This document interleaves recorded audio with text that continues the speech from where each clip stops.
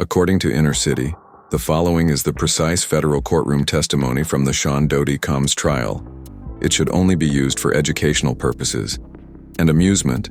Please use caution before moving forward. The seventh day of the Diddy trial was supposed to be devoted to Cassie, but then at 10:58, there was no media alert. No one expected that 50 Cent, whose real name is Curtis Jackson, would enter the courtroom to accompany his entourage, and there was no clue of what was about to happen. He went up to the front, stopped, and said something in a whisper to the bailiff. A few seconds later, the courtroom exploded, applauding as the events that followed weren't simply shocking. They were historic due to the information that 50 Cent revealed about Kim Porter's file, had and how. Once the judge confirmed that Curtis Jackson had been sworn in and was ready to testify, she lived in continual fear of Diddy told a tale. This was a murder charge made under oath, not a fight, and the atmosphere in the courtroom was solemn even before the charge was stated. It was more evil than any record lyric or headline. Anything unusual happened because it was the seventh day of the trial, and most spectators expected more of the same tearful testimony from repeated cross-examinations by Cassie Ventura, and even another heated discussion between the prosecution and Diddy's defense team. But no one was prepared for what happened at exactly 10:46 a.m. As people's attention shifted, the large wooden doors behind when the courtroom creaked open, a tall, well-known person in a Curtis Jackson costume entered. 50 Cent was wearing a tailored charcoal suit with no tie, and he strode. He walked deliberately, his every foot echoing through the silent room, and he avoided talking or glancing at the journalists or the gallery patrons, broke out in cries, and even Cassie, who had maintained her composure during the days of grueling testimony, clenched her eyes and stared at 50 Cent as he approached. The judge, who was seated at the defense table, delivered a Diddy, and the BA turned slowly at first without responding, but then his face. He tensed up, bent over to his lawyer, and whispered something while keeping his gaze fixed on 50. This was the only nod that indicated the moment was okay. 50 Cent gently requested to testify under oath as he reached the front, explaining that he wasn't there for show and that there wouldn't be any publicity or theatrics. He had come to be honest, and Judge Harmon was clearly intrigued, but cautiously asked whether he had offered any evidence, documents for his testimony, and 50 removed a manila folder with voicemails, screenshots, and pictures from under his arm. He said, clearly that the judge had seen the submission. There was a little pause. Then a nod indicated that you could proceed in a few seconds. Before he had even entered, 50 testimonials were trending, and every reporter in the room was tapping away at text messages, producing hashtags in real time. The witness, who was well known for his bluster, trolling, and public arguments, looked different in the courtroom. I came here today not because I want to, but because someone who 50 Cent's first remarks as he took his seat on the table, he said in a pin-prop quiet. I think the truth must be told, and the witness stand where trust me is gone is gone. Kim told me what he said, and there, he told the court that even though we weren't closest friends, we respected each other and had a casual conversation that started in 2017. Kim Porter expressed her concern in those private chats with me, one of the few people she felt safe confiding in without worrying about being judged. In private, I said, if something happens to me, it won't be an accident. Then, the startling realization arrived, revealed that Kim gave him access to voicemails, one of which sprang out and displayed to him a password and screenshots of backup emails and text messages. According to 50 Kim, the message was sent by a secured file stored in an encrypted cloud storage, came from an anonymous number telling her to stop searching for things that don't affect her. Even though she had no proof of the specific, he acknowledged the call, but she was aware of Kim's inclinations and how she had been writing a book that she called her redemption log. He stated that she wasn't writing it for attention or financial gain, but rather so that her kids would eventually understand her predicament. But she was terrified to tell 50 that Diana had been following her around, that her phone appeared to have been tapped, and that she had noticed the same cars parked outside her home over the course of several days, all the while being watched by security cameras in case something went wrong. And he's watching me, I can feel it, she would say unexpectedly at her residence. 50 claimed that he hesitated and case he closed. She was terrified of him, and she had good reason to be so, she said, looking at him for a time as if she was processing everything. He then told the judge that Kim had previously shown him a screenshot of an Uber travel log that was allegedly taken by Diddy's assistant, arriving at her home at 3:41 a.m. without authorization.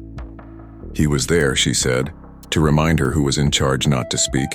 The prosecution asked if 50 had saved any of this, and he said that he had, as the judge allowed the courtroom to tilt. 3 screenshots and a voicemail with the words, "I'm not here for drama," indicating that Kim was aware that she would not be given justice in life and that as the storm intensified, 50 Cent opened his manila folder and removed a printed email, claiming the page was taken from, according to 50, Kim's former stylist, who he claimed must not be identified for security reasons, had been close to both Kim and Diddy for many years, ordered Kim to stop writing her memoir and abandon the book 2 weeks before she passed away, saying that he knew it wasn't the most surprising portion of the email. Not only was there a warning, but there was also a detail 3 lines deep. He purchased a gold coffin a month earlier for you to be afraid of, telling the jury it was a when. I originally read that sentence. I believed it was hyperbole from someone who had seen too much. But after she passed away and I saw what she was buried in, the courtroom grew hushed. He informed the judge that Kim had secretly disclosed that she possessed authentic video footage from Diddy's infamous parties, claiming she had videos of him and other guys engaging in activities that I am not allowed to discuss in court. He further asserted that the evidence was supported by a hidden drive, which mysteriously vanished from Kim's home during what the police subsequently. He halted and faced the jurors, explaining that the film had been captured. The prosecution then inquired as to whether Kim had ever given nifty individuals nodded when they heard the names of Clive Davis and Ree, and another millionaire, Kim, said that they had all of them on video, not just their conversations. Kim knew that. Revealing the film would cost her everything, including the safety of her career and even her life. Yet she still did it. After receiving a terrible message from Kim, he told me at the end of part 3, "If I go down, I'm not going down quiet. By encrypted email if I go missing, die, or experience any other negative outcome." The courtroom fell silent as 50 Cent took the stand again and asked. He then slowly folded the paper and went on, saying, "Judge, you know who did it. You always will. Now, after due thought, the rest of the world will too." The judge gave permission to disclose a dossier called simply Masters and Murderers that Kim Porter had previously shown him, and clarified that Kim believed Christopher Wallace Biggie and Tupac Shakur were killed through calculated behind-the-scenes murders rather than a street feud. Decisions made by powerful industry people who felt that both men were too outspoken, too powerful, and too in charge of their own musical legacies. Kim allegedly learnt about this from a 2018 conversation, in which she told me that they planned to make idols out of dead men, since they couldn't sue in court, which, based on a number of voicemails, studio recordings, and secondhand conversations, startled 50 individuals. Kim once revealed that she had heard when visiting New York in the late 1990s, Andre Harrell and another unnamed CEO allegedly had a secret meeting about how, although she lacked audio, Tupac's influence was threatening the future of East Coast industry control. She kept handwritten, dated, and signed notes by. When asked by the prosecution why she didn't go public, 50 looked straight at the jurors and admitted that she knew too much. He showed her printed transcriptions of Kim's audio because she was afraid, because she was outnumbered, and because she knew what had happened to Pac and Biggie. Suge Knight, Ree Harold, Jimmy Iovine, and others were referenced in her notes, and she said that everyone knew that Daisy had been involved in escalating tension. Also, contributed to the bloodshed. Biggie's publishing and revenues were locked away after his death, which benefited brands. Diddy. The gallery gasped as one juror wiped away her tears as the others leaned closer, demonstrating that the court was now considering more than just Kim's death. Starting to worry that when 50 Cent arrived at the scene, she might have had the final piece needed to solve one of the biggest unsolved mysteries in hip-hop history. His tone changed for the 6th time, becoming heavier and darker. He wasn't only testifying about what had happened, he was also expressing the fallout from, "You heard what John said, silent woman?" Kim was found on the bathroom floor rather than in her bed when the news broke. But the official statement that she passed away peacefully while sleeping, but that was untrue. He hesitated, and the night before her burial, I received an email from someone claiming to have collaborated with the initial coroner, who stated that the initial autopsy revealed signs of a toxin that shouldn't have been there. They didn't say which toxin it was, just that it was noted.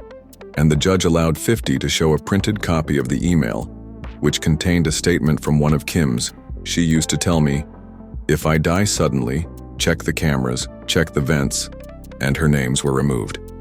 Additionally, 50 provided images of Kim's home being broken into, purportedly on the night of her passing, 2 laptops missing, 1 backup drive gone, and a "Don't forget who you are" was scribbled on a handwritten sticky note and attached to a mirror.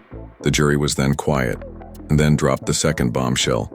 She had a book contract, the manuscript had been completed and submitted, and they were finishing up the cover art. The publisher then disappeared.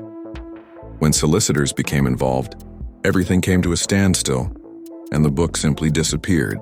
He disclosed an NDA received by a business associated with Diddy's legal team, requesting any Diddy Bears mention was removed from the final manuscript, or the publisher would face legal action, and then the truth vanished, according to 50 courtroom respondents. When 50 Cent brought up Dylan's obsession with full custody, Kim informed me plainly, "I'm done if he ever gets custody because he'll have no share of the responsibility."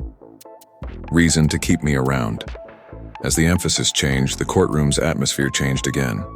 He claimed that despite Kim's worries about her life and her children's safety, Kim was preparing to move covertly to a new house with a new name and private education for the girls in a distant state. She didn't tell Daisy or most of her friends about this, but he found that, horrifyingly, he had submitted a report from a private investigator confirming that, in 2 days, Diddy had traveled from New York to Los Angeles. According to a source close to Kim's assistance, the private jet manifest included Diddy too, and the journey records were time-stamped before Kim's death. And the next day, an unnamed legal advisor showed up to her residence without being invited. CCTV captured the arrival footage outside He showed the court a digital copy of a letter Kim wrote to her lawyer in 2018, just months before she was fired, from the house that 50 said was later erased. Passed away, describing Diddy's growing, erratic behavior. He made it obvious that Kim stayed silent for 50 seconds before going missing 2 days later. Stern threats and cautions, stating, "I'll never leave him without consequences." 50 utilized a shocking last quote from "If something were to happen to me, Kim, I would like to conclude this portion of the testimony." The jury was obviously shaken and had heard enough for one day, but the trial continued. He stopped writing in his notebook, his hand became limp, and his gaze stayed on the ground in total quiet. "Don't allow him lift my daughters" wasn't done yet. The courtroom had already heard some disturbing allegations from 50 Cent, but the mood darkened when He presented the jury with the missing CCTV footage from Kim Porter's home, stating that Kim had told him about it during one of their last phone conversations. Calls claiming that she had installed security cameras facing her front door, inside the bedrooms in the hallway, and even outside.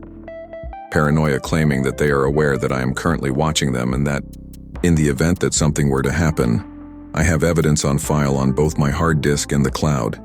In my opinion, they should not have claimed that it was Pneumonia 50 and then provided a home tech contractor's declaration, which was finished 2 weeks prior to Kim's passing, verifying that the system was configured to automatically move video to a secure cloud account and that the cameras were functioning without a hitch. But the tech found that the admin credentials were remotely accessed from an IP address linked to Diddy's own media company within 48 hours of Kim's death. After watching film, Revolt Media erased files, and when the LAPD asked for the recordings, they said none could be recovered. "Are you telling me that she had the only clip missing from the entire security system 15-year?" Asked the courtroom is the moment he hesitated the night she passed away.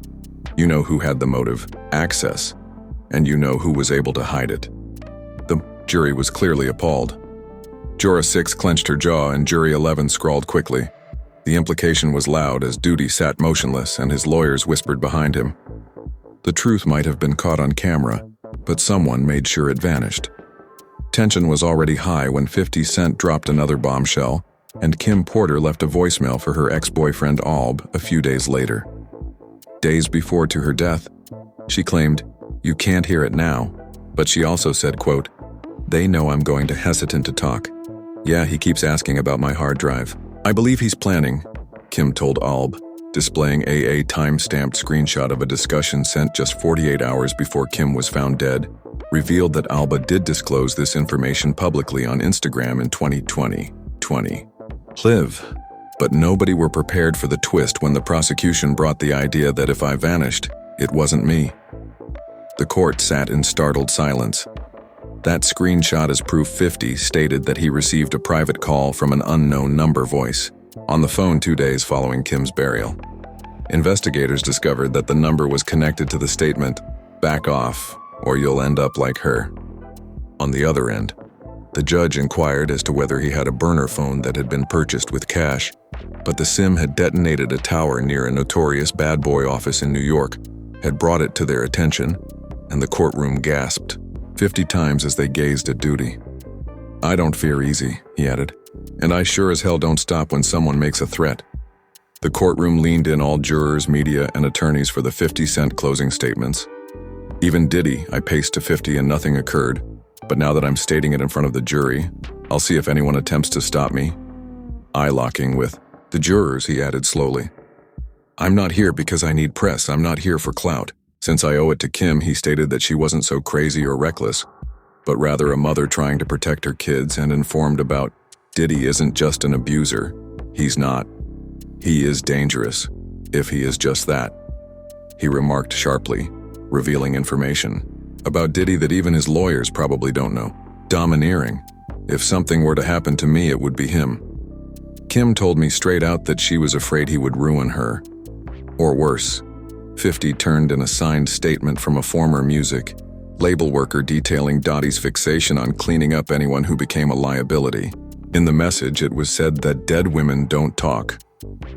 "I'm not a lawyer," as Diddy frequently says. Plies answered, "But you guys have the proof now, and I know what murder looks like when it's clothed in a $1 million suit." The courtroom froze, for a while, and he turned to carefully walk by him, looking down at him. "You always thought I was playing chess," but he said Diddy didn't blink. But his countenance was expressionless, neither haughty nor conceited, and the jury heard me say in a gruff voice that I was genuinely holding the checkmate. Yes, when 50 Cent left the courtroom, everyone fell silent and watched him go past Dotty's table. Although Dotty didn't flinch, the tension between them was.